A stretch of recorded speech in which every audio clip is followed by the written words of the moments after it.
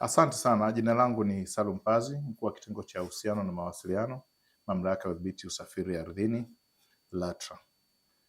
Mamlaka ya Udhibiti Usafiri Ardhini, miongoni mwa mambo ambayo tunajivunia yameanzishwa katika kipindi cha serikali ya awamu ya 6 inayoongozwa na Dr. Samia Suluhu Hassan, Rais wa Jamhuri ya Muungano wa Tanzania, ni swala la ruhusa ya mabasi kusafiri kwa saa 24, jambo ambalo lilisitishwa kwa zaidi ya miaka 30 iliyopita, kwa maana ya miaka ya 90 ndio serikali ilisitisha ruhusa au ridhaa ya mabasi kusafiri saa 24, na kwa wakati huo mabasi yamekuwa yakisafiri wakati wa mchana pekee, na inapofika muda usiku saa 4 au saa 6, basi mabasi hayo yamekuwa yakilazimika kusitisha safari zake.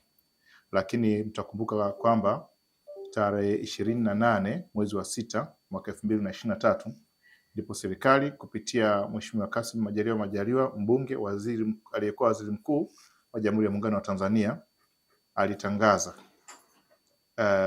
azma ya serikali au nia ya serikali kuruhusu au uamuzi wa serikali kuruhusu mabasi kusafiri kwa saa 24.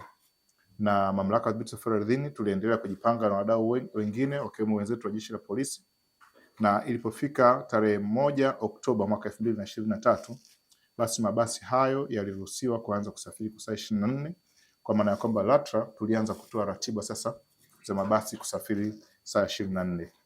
Na uamuzi huo tuliofanya kwa tahadhari ya hali ya juu, kwa kuwa sababu kubwa ambazo zilizopelekea kusitishwa kwa safari za saa 24 ilikuwa ni pamoja na changamoto za kiusalama. Kwa hiyo tulikuwa na changamoto na tulikuwa na tahadhari kubwa ya kuhakikisha kwamba mabasi haya yanavyosafiri usalama uwe wa hali ya juu, na wale madereva wanaoendesha mabasi hayo waweze kuwa na tahadhari za hali ya juu. Kwa hiyo mtakumbuka tuliweka masharti maalum kwa mabasi yanayotoa hizo huduma kwa saa 24, ikiwa ni pamoja kwamba mabasi wa madereva wao wote wamethibitishwa na wameunganishwa kwenye mfumo wetu wa VTS, na watumie kitufe cha utambuzi, yani i-button, ili muda wote tuweze kuwaona na tuweze kudhibiti hata uchovu wao. Kwa hiyo tunashukuru tuweza kuruhusu kwa awamu, lakini mpaka sasa tumeshafungulia nchi nzima, mabasi yote yanasafiri kwa saa 24, jambo ambalo limeleta ufanisi mkubwa sana katika huduma zetu za udhibiti. Vile vile limeleta ufanisi mkubwa sana katika shughuli za kiuchumi hapa nchini. Tunafahamu kwamba dunia inabadilika, na sasa hivi sehemu nyingi duniani, sehemu ambazo zimeendelea, watu hawalali, wanafanya kazi saa 24. Hata hapa Tanzania kuna baadhi ya mikoa kama hapa Dar es Salaam sasa hivi kuna maelekezo yaliyosimamiwa na ofisi ya Mheshimiwa Mkuu wa Mkoa kwamba sasa hivi mji wa Dar es Salaam au jiji la Dar es Salaam linafanya kazi saa 24, kwa maana kwamba watu wanafanya kazi mchana na usiku.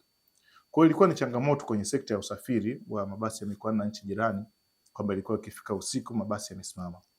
Kwa hiyo tunajivunia ufanisi ulioongezeka ni kwenye maeneo mbalimbali, lakini kwa maana fupi sana tupate tu picha ya mtu ambaye alikuwa analazimika, kama ni mfanyabiashara kutoka labda Mbeya, analazimika kufunga duka siku moja ili asubuhi atoke Mbeya kuja Dar es Salaam, na atafika Dar es Salaam usiku, atalala usiku ya kwanza, kesho yake asubuhi ataenda kununua mahitaji ya duka lake kama anaenda Kariakoo au wapi, alafu atalala tena jioni. Siku ya tatu yake ndio atapanda gari asubuhi tena kurudi Mbeya. Kwa hiyo anakuwa ameshatumia siku 3 na ameshalala kwenye hoteli siku 2. Lakini kwa hali ambayo ilivyo sasa hivi, baada ya kuwa basi anafanya kazi saa 24, ana uwezo wa kufanya biashara zake, akafunga duka jioni huko mkoani kama ni Mbeya au sehemu nyingine, akasafiri usiku, asubuhi akafika Dar es Salaam, akanunua mahitaji yake mjini au sehemu yoyote ambayo alipanga kununua mahitaji yake, na kisha bila kulala sehemu yoyote, jioni akapanda basi kurudi kule mikoani. Kwa hiyo mtu huyu atakuwa amepoteza siku moja tu ya kazi.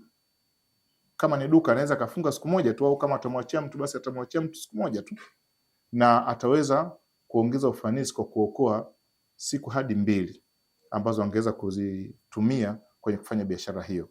Vile vile tuna mifano mingi ya watu ambao wanaenda kwenye usaili. Mtu anaweza kamaliza kazi yake jioni, alafu akasafiri kwa basi, kesho yake asubuhi kama anaenda Mwanza, basi kesho yake asubuhi akaamkia yuko Mwanza, akahudhuria usaili wake.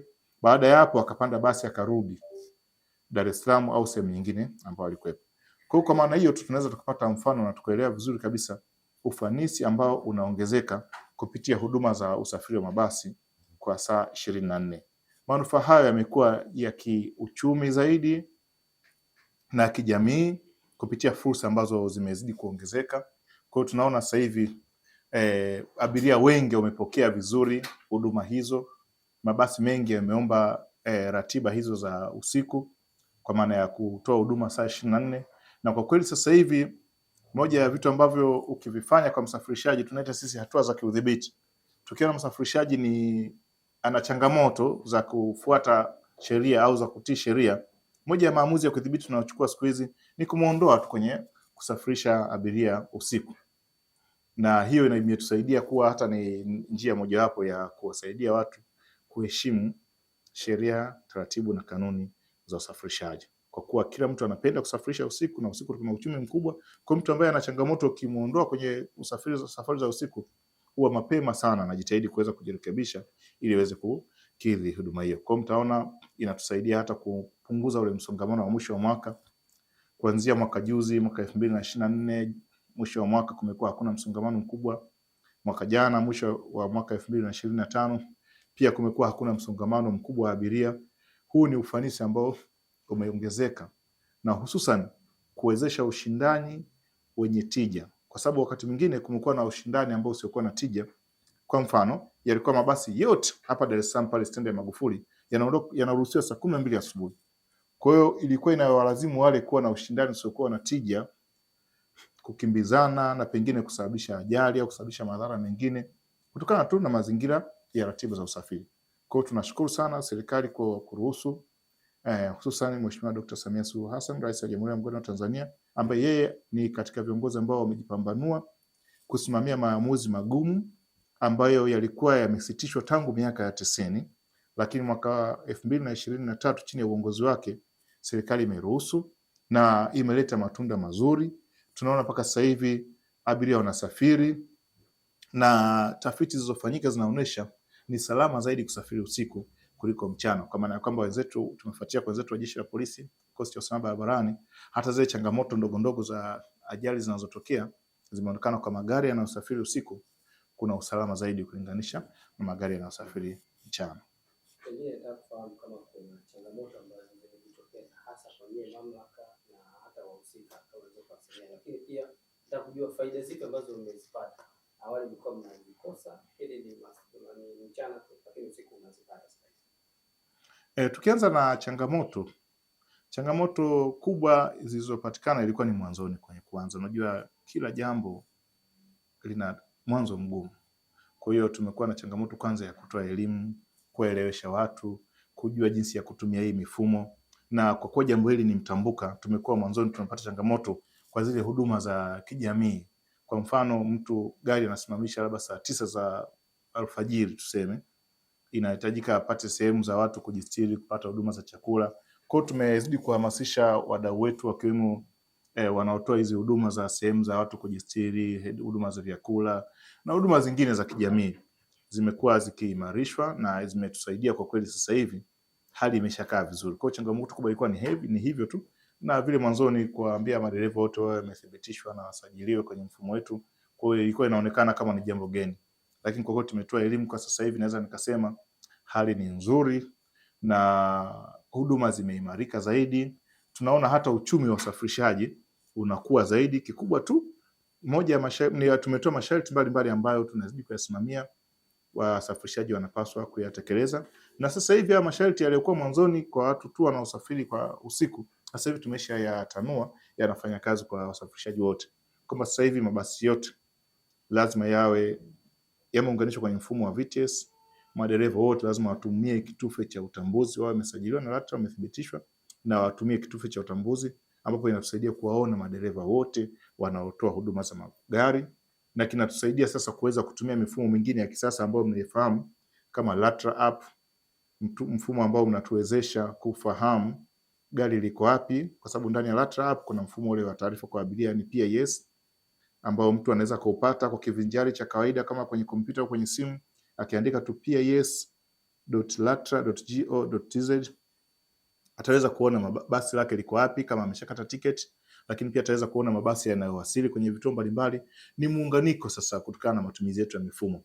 Lakini pia kupitia LATRA app mtu anaweza kujua mabasi hayo yalipo, lakini anaweza pia akafahamu nauli, akafahamu umbali kwenda maeneo mbalimbali na huduma nyingi. Anaweza akakagua leseni yake kama iko hai, akakagua tiketi yake kama ni tiketi halali inayotambulika na LATRA. Na mfumo mwingine ambao pia unatusaidia kudhibiti huduma hizi ziende vizuri ni mfumo wa safari ticket au maarufu kama tiketi mtandao, ambao kupitia mfumo huo pia tumeweza kutoa huduma zenye ufanisi kwa abiria, kwa wasafirishaji kuweza kupata mapato yao moja kwa moja na kuondoa wale watu wakati walikuwa wanasababisha ulanguzi mbalimbali wa nauli za tiketi. Lakini vile vile kwa upande wa serikali inatuwezesha kusimamia vizuri sekta, kwa sababu tunakuwa tunajua watu wangapi wamesafiri kutoka wapi kwenda wapi, na wamesafiri kwa muda gani, na kuweza kujua taarifa nyingine kwa ujumla za kiudhibiti zinazotuwezesha sisi kama serikali na taasisi zingine za serikali kuweza kuboresha huduma hii ya usafiri hapa nchini. Kabla ya safari ya masaa 24 kuna mtindo wa mabasi kushindana, lakini toka imeanza safari za masaa 24 kwa kiasi gani imeweza kupunguza hizo tabia ambazo walikuwa nazo madereva? Naam, kama nilivyosema awali, zamani kulikuwa kuna changamoto ya ushindani usiokuwa na tija. Yaani mabasi yote yanaruhusiwa saa 12 kamili. Mabasi zaidi ya 300 na wakati mwingine kama wakati wa uhitaji mkubwa wa usafiri kama kipindi cha siku za mwisho wa mwaka yalikuwa mabasi zaidi ya 700. Yote yanaruhusiwa kwa wakati mmoja kwenda sehemu mbalimbali. Kwa hiyo ilikuwa ni kama kupuliza filimbi ya kuanzisha mashindano. Lakini sasa hivi ilikuwa tukiona basi linaleta ushindani usiokuwa na tija, tunamuondolea ile ratiba kama nilivyosema. Kama tulikuwa tumemruhusu kuondoka labda saa 8 za usiku, tunamwona hana nidhamu, anashindwa kujiheshimu yeye mwenyewe, basi tutamuondolea ratiba, tunampa ratiba ya kuondoka saa 2 asubuhi au saa 3 asubuhi. Kwa kufanya hivyo imetusaidia sasa hivi kwa kweli wasafirishaji wana nidhamu nzuri, madereva wetu wanajitambua kwa sababu kupitia mfumo wa VTS nilioeleza tayari, taarifa zao zote za kiuendeshaji zinatunzwa. Na zile taarifa zinaweza kutumika kumhukumu. Ndio maana sasa hivi kuna dereva anafahamu kwamba akizidisha hukumu wa mwendo kwa maana ya overspeed atapewa adhabu, na moja ya adhabu ni kufungiwa hadi kwa miezi 3 kwa mujibu wa mazingira ya kosa alilofanya. Kwa hiyo tunashirikiana vizuri na wenzetu wa Jeshi la Polisi, na kwa kweli nidhamu imeimarika sana sasa hivi. Ndio maana unaweza ukaona hata kipindi cha sikukuu za mwisho wa mwaka kunakuwa hakuna msongamano mkubwa wa abiria, kwa maana hiyo inaonyesha ufanisi kwenye utoaji wa huduma za usafiri. Vile vile kunakuwa hakuna ajali nyingi ambazo zinajitokeza. Mtakumbuka miaka ya nyuma iliaminika kwamba kipindi cha sikukuu za mwisho wa mwaka wasafirishaji kulikuwa kuna imani za kishirikina kwamba wanatoa kafara, labda watu wengi wakifariki kwa pamoja, lakini yote ilikuwa ni kwa sababu tu hali ya udhibiti ilikuwa haijakaa vizuri, na hususan ule ushindani usiokuwa na tija. Lakini sasa hivi kwa sababu kila mmoja anaondoka kwa wakati wake, ni kama tunavyosema kwamba kwenye maisha kila mtu anakimbia mbio zake, kwa hiyo hatushindani.